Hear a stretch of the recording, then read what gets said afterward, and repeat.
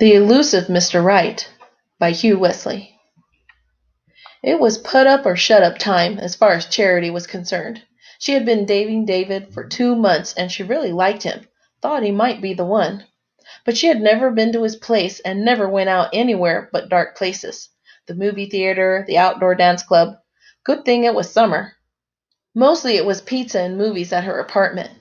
She had pressed him on his personal life, but all he would say was that he lived in a room above Elmer's bar.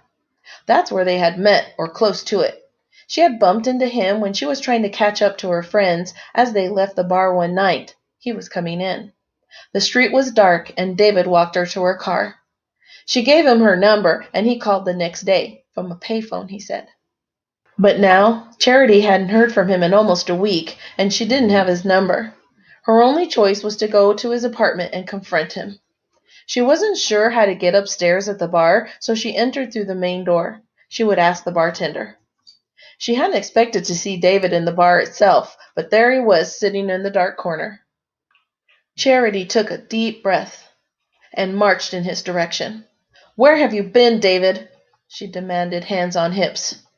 He looked at her sheepishly. "Keep your voice down, Charity. We can't be seen together."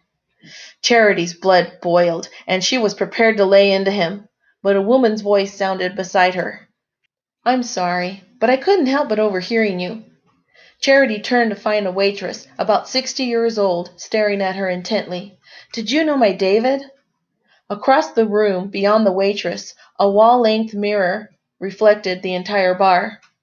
Charity cringed to see her own angry face and posture towering over the old woman, and she let her shoulders drop and stood upright, but something still didn't seem right to her. She turned to gaze back at David, and he shrugged. Then she looked back to the mirror and saw it. Or rather, didn't. David was not in the reflection.